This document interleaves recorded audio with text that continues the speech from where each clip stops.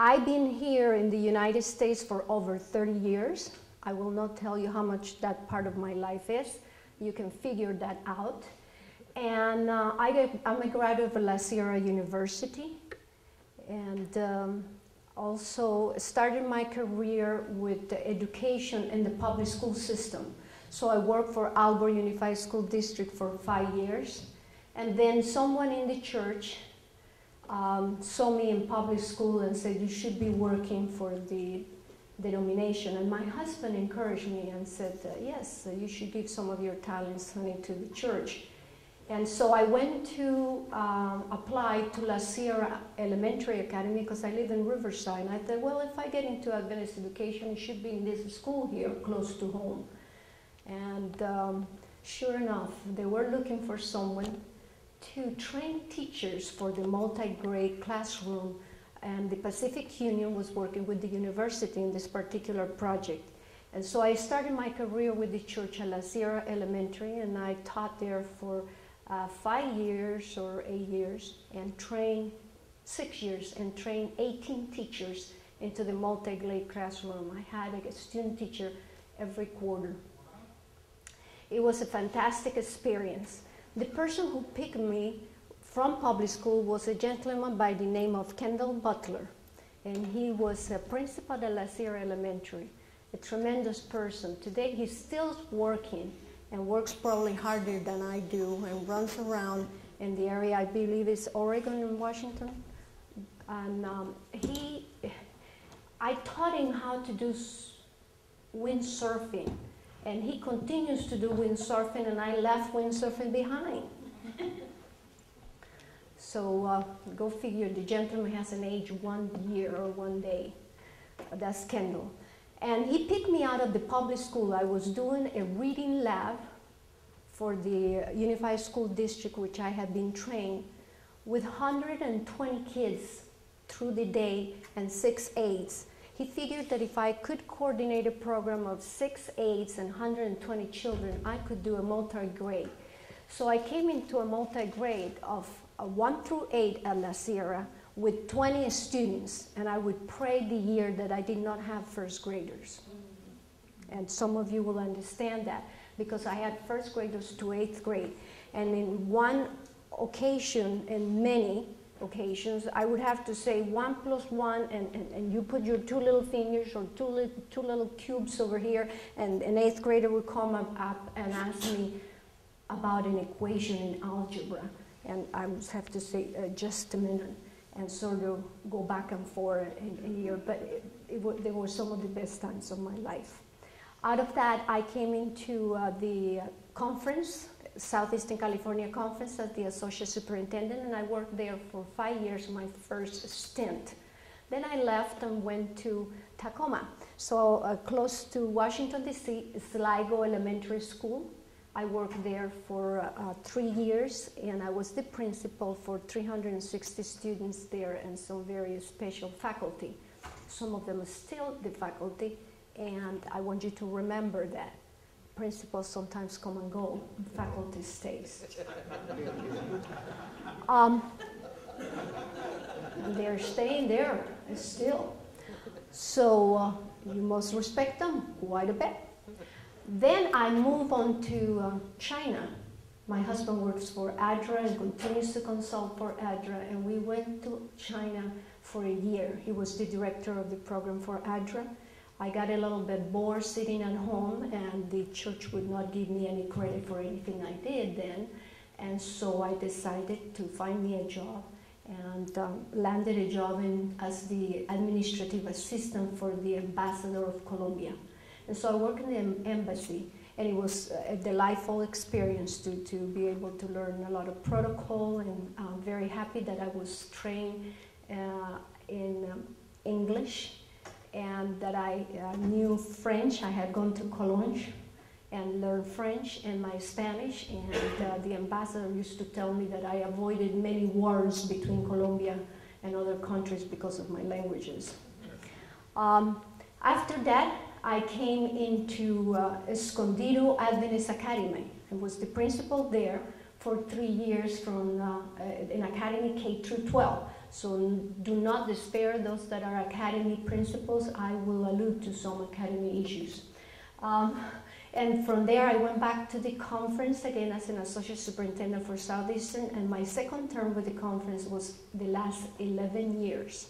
I've been driving in Southeastern California Conference, covering all the schools there, and doing teacher evaluation. From there, I moved a year ago to be the associate director for the Pacific Union, and my boss is sitting here in the audience, Kelly Bach. That brings you right up to date. Today I will be talking to you about teacher evaluation, and I think my computer is going to play some tricks on me because of the network, but I know you will bear with me.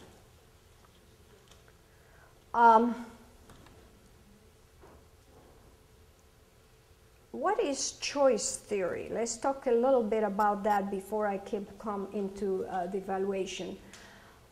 Choice theory is a philosophy that talks about the personal empowerment.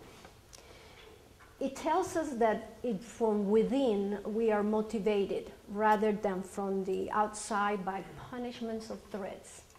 So those of us that were trained on behavioral modification would see that this is very much the opposite from behavior modification. This theory has been proposed and exposed by Dr. William Glasser from the William Glasser Institute. And based on those concepts, that it says that one is motivated when within, is what my presentation is about in terms of teacher evaluation. I do have some materials for you that I will be handing out later on. I'd rather have you with me rather than looking at the materials, and we'll give them to you right afterwards. In a recent article of Newsweek magazine, May 2008, I was really impressed with what it said about what a principal characteristics and what a principal needs are. First of all, they describe a principal as a person that has vision, drive, and hard work. These people are going to be working 24/7 hours, 24/7. That's what the articles say. Add to that the idea that we as principals may need to be politicians, crisis managers, cheerleaders, coaches, nurses perhaps, disciplinarians, entertainers, and very persuasive evangelists of your school. Oh, did I forget to mention statistics? So the statistician that knows what to do with their data in the school, very important to collect that data. But what really caught my attention in the article was the fact that they mentioned that they have to have endless energy and talent to get the best out of their team. Now I want you to stay with me on this, to get the best out of their team. Because nowadays being a dictator does not pay. It doesn't work. It used to. The sage on the stage, the dictator would work, but not anymore. So a leader that is going to lead instructional leaders needs to be able to bring that team together. Okay?